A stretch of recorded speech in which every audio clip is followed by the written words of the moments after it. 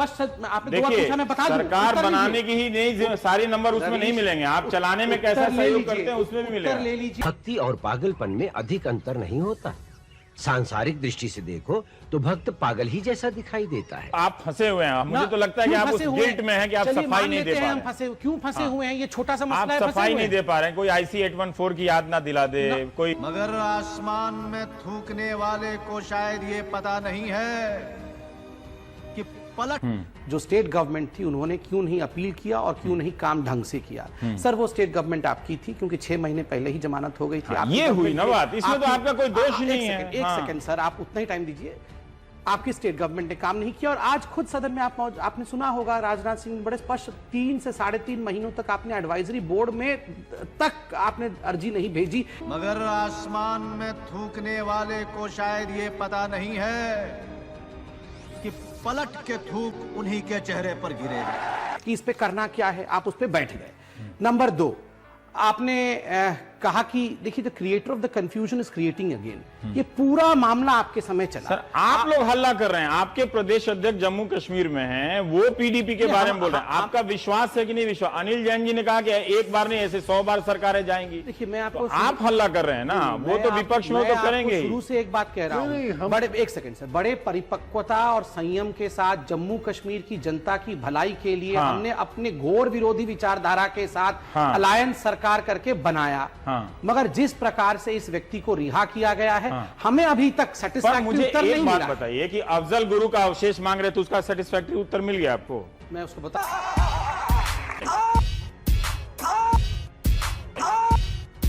जो मिल गया है, जो विधायक लोग मांग रहे थे। बिल्कुल मिला है। क्यों मिला है मैं बोलता हूं। आपने सवाल उन्होंने पाकिस्तान का शुक्रिया अदा किया, उसका सेटिस्फैक्टरी उत्तर मिल गया। आपने प्रश्न दोनों पूछा, दोनों का उत्तर दे रहा हूं। अफजल गुरु के वो सिंपैथाइजर हैं, ये अलायंस करने से पहले भी हमें मालूम था, इन्हें भी मालूम था, सबको मालूम था। कागज लिख के भेजा गया, हमने कागज फाड़ के कूड़ेदान में फेंका।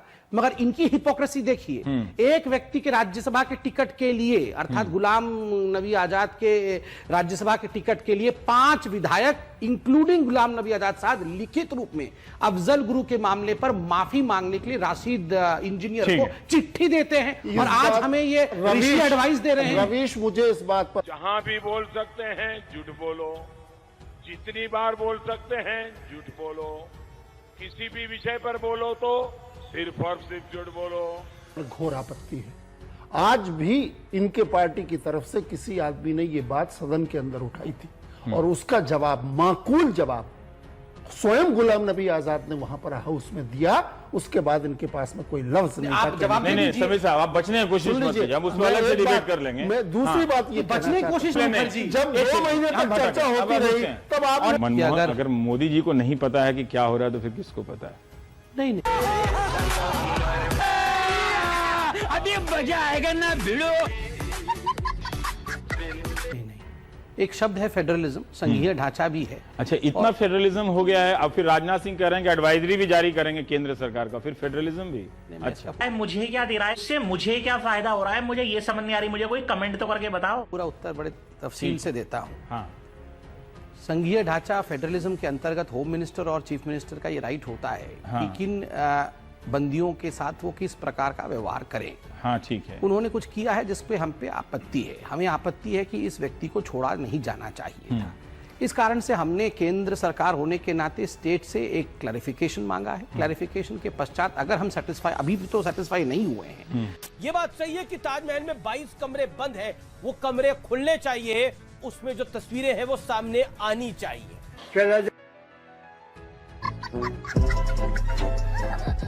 हाँ, ये कर लो पहले। संतोषजनक नहीं रहेगा भविष्य में क्लैरिफिकेशन, तो एक स्ट्रॉन्ग वर्डेड एडवाइजरी, उससे अधिक केंद्र कुछ नहीं कर सकती है। एक एडवाइजरी जारी कर सकती है। जो अनिल जैन जी ने विज्ञान के साथ कहा कि सरकार ऐसे 100 सरकारें चली जाए, हमें परवाह नहीं। देखिए मैं कहूंगा जहां हुए बलिदान मुखर्जी वो कश्मीर हमारा है। इस स्लोगन के साथ हम बचपन से अभी तक लोग बड़े पूछ रहा है कि आपने उस श्यामा प्रसाद मुखर्जी का नाम लीजिए और फिर ये भी कीजिए, वो आप कैसे कर रहे हैं, वही तो लोग पूछ रहे हैं। रवि जी, ये बहुत महत्वपूर्ण प्रश्न है और ये बहुत महत्वपूर्ण मंच है, इसलिए मैं बहुत ठहराव के साथ यहाँ उत्तर देना चाहूंगा। मैं जल्दबाजी जानता हूँ, इस मंच से जल्दबाजी में उत्तर नहीं जाएगा।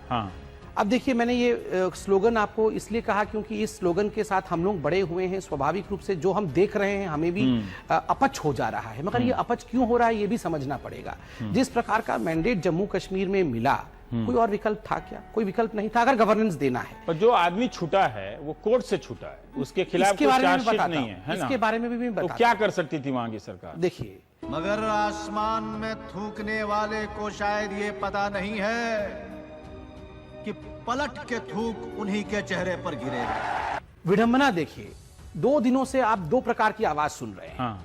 पीडीपी से भी खुद 2 प्रकार की आवाज आ रही है, एक टेक्निकल आवाज है और एक पॉलिटिकल आवाज है। टेक्निकल आवाज में court, 27 chargesheet, bail, Supreme Court तक विषय जाता है। और जो पॉलिटिकल आवाज है जिसमें महबूबा मुफ्ती, नईम अख्तर कहते हैं कि ये छोड़ना और किसको प्रिजन में डालना ये हमारा विषय है। अगर सही बात है, मुख्यमंत्री को तो काम करने दीजिए ना, आप तो वैसे रिमोट शब्द से चिढ़ते हैं। हाँ। मगर देखिए, इसमें अगर एक धड़ा पीडीपी का है जो ये टेक्निकल बात कहती है कि देखो टेक्निकल कारण से हमें यहां करना पड़ा, कोई उपाय नहीं था, मगर जो ऊपर का तबका है वो टेक्निकल विषय नहीं कहता है। IC 814 वाले मामले से परेशान है क्या कि कहीं फिर से वो मामला ना सामने आ जाए? बिल्कुल परेशान नहीं है हम, इस बात से परेशान है। दूसरी बात बचने की कोशिश कर रहे हैं। मैं ये प्रधानमंत्री का भाषण फिर पढ़ने लगूंगा, वो कह रहे हैं कि देशभक्ति हमें ना सिखाओ। हाँ? क्या इनकी पार्टी को ये मालूम नहीं था? ये खुद कह रहे हैं कि घोर विरोधी विचारधारा के साथ हमने हाथ मिलाया है वहां सरकार बनाने के लिए। मैं ये पूछना चाहता हूँ कि तब आपको ये मालूम, इसलिए आप 2 महीने तक चर्चा करते रहे। आप उनको भले घेर सकते हैं, लेकिन सवाल तो आप है ना। और जहां मुफ्ती मोहम्मद सईद पे आपको भरोसा है कि नहीं भरोसा है? रवीश, मुझे है ना, अब है कि नहीं? अब मुझे इनकी बात का जवाब देने दीजिए। भक्ति और पागलपन में अधिक अंतर नहीं होता। सांसारिक दृष्टि से देखो तो भक्त पागल ही जैसा दिखाई देता है। एक स्पष्ट आपने 2 बार देखिए, पूछा, मैं बता दूं, सरकार उत्तर बनाने लीजिए। की ही नहीं, सारे नंबर उसमें नहीं मिलेंगे। आप चलाने में कैसा उत्तर ले सहयोग लीजिए, करते हैं उसमें भी मिलेगा। उत्तर ले लीजिए, 3 लाइन में उत्तर देता हूं। आपने पूछा कि हमें पीडीपी पे विश्वास है कि नहीं। एज अ प्रवक्ता ऑफ भारतीय जनता पार्टी मेरी ओब्लिगेशन मुफ्ती साहब को या पीडीपी को बचाने की नहीं है, ना उनकी प्रवक्ता को मुझे है ना। मगर हम दोनों को कॉमन मिनिमम प्रोग्राम को बचाने का ओब्लिगेशन है। गिलानी साहब, अगर मैं आपसे कॉमन जानना मिनिमम चाहता हूं। प्रोग्राम से बाहर ठीक है। जाएंगे तो मैं उसमें आपत्ति नहीं उस करूंगा। कॉमन मिनिमम प्रोग्राम जिसकी 2 महीने तक चर्चा होती रही, क्या आपको नहीं मालूम था कि इनकी विचारधारा क्या है? और उस विचारधारा को जानते हुए मैं थोड़ा सा अब इस पे आना चाहता हूं कि मुफ्ती मोहम्मद सईद की विचारधारा क्या है? मेरी बात उसी एसके स्टेडियम में वो भाषण दे रहे हैं, मुझे नहीं मालूम, मैं कश्मीर की जानकारी नहीं रखता। मेरी बात साहब, हमने 2 महीने लगाए, आप 2 घंटे में सपोर्ट दे रहे थे। उस समय पर जब आपने नेगोशिएशन नहीं, आप कश्मीर पे फाइनल अथॉरिटी बीजेपी है इस देश में, वो तो आप ऐसे ही लेख लिखते हैं और आप भाषण देते हैं। जब कि जिस प्रकार का परसेप्शन क्रिएट करने की कोशिश की जा रही है, आप कर रहे हैं हम नहीं कर परसेप्शन। रहे। उनकी तरफ से क्या परसेप्शन किया है? उन्होंने कहा कि बातचीत करने के लिए लोगों को छोड़ा जाएगा। कश्मीर में पहले भी छोड़े जाते रहे, नॉर्थ ईस्ट के राज्यों में भी पहले छोड़े जाते हैं जहां भी अलगाववाद की समस्या और मांगे होती रही। इसमें नया क्या हो रहा है? आपने ये प्रश्न सरकार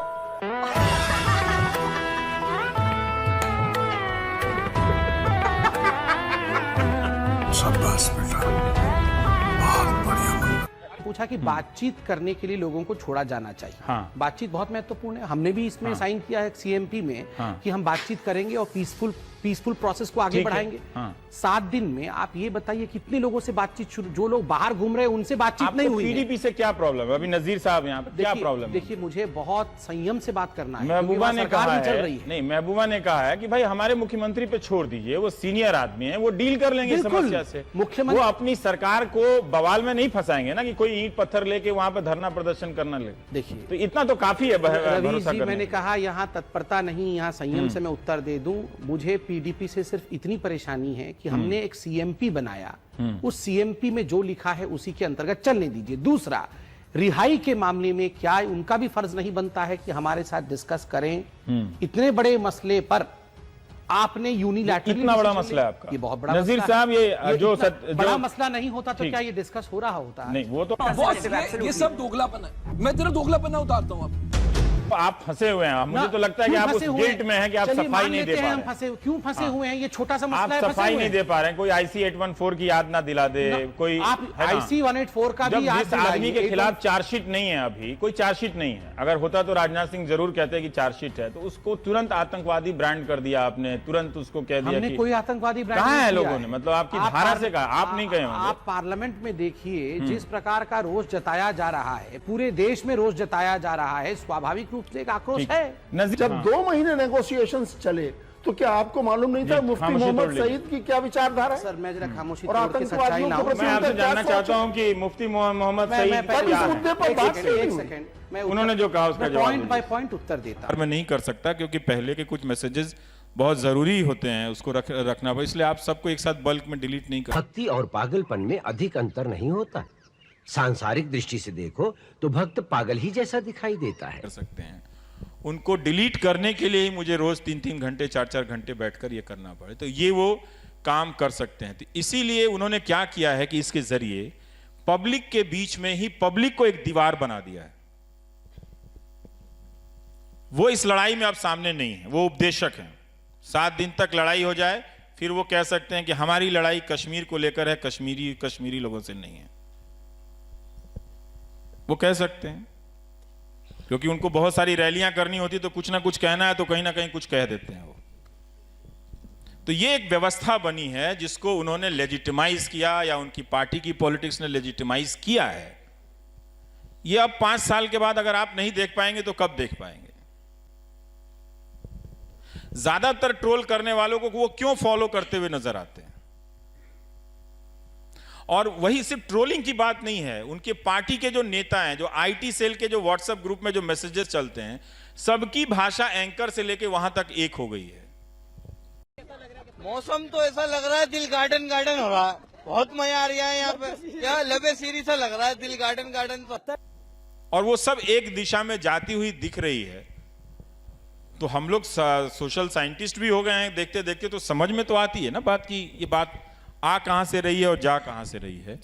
तो बहुत खराब है, इसको रोज झेलना, गालियां बच्चों के बारे में, परिवार के बारे में झेलना। हम सब अपनी माँ को बहुत प्यार करते हैं, सिर्फ उन्हीं की माँ नहीं है कि जो जाके बैंक में लाइन लगा के फोटो खिंचवा लें।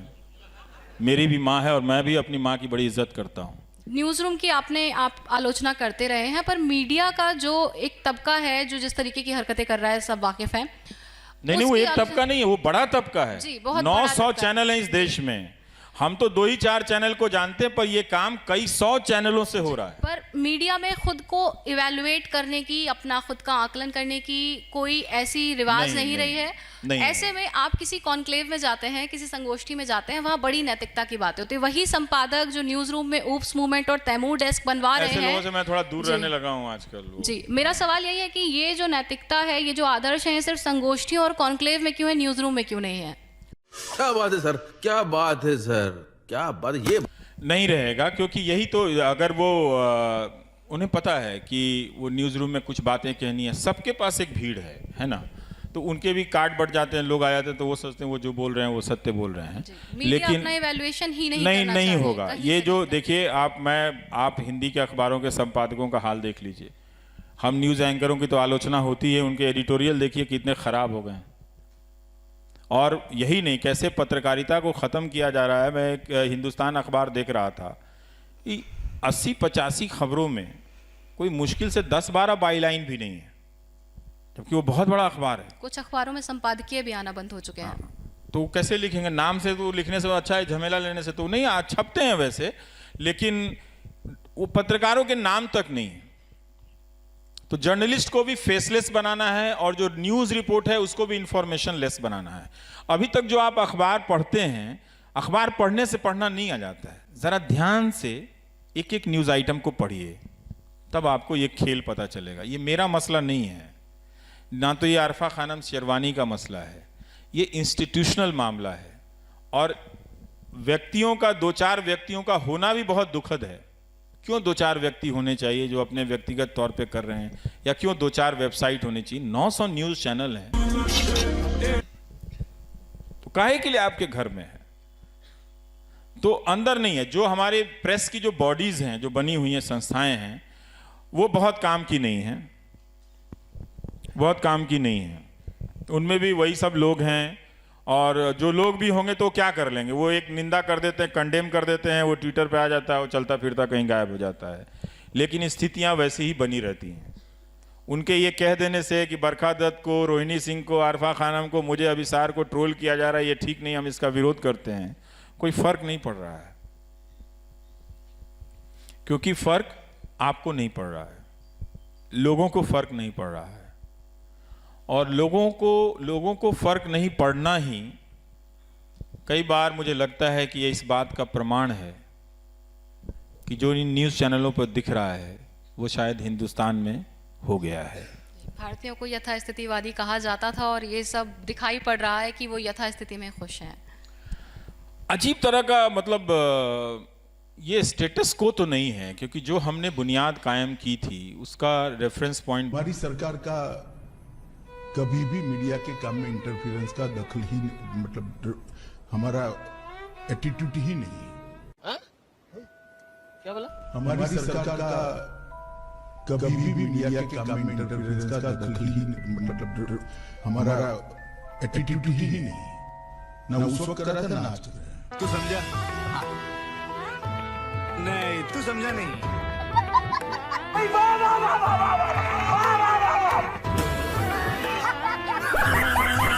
गजब बेइज्जती।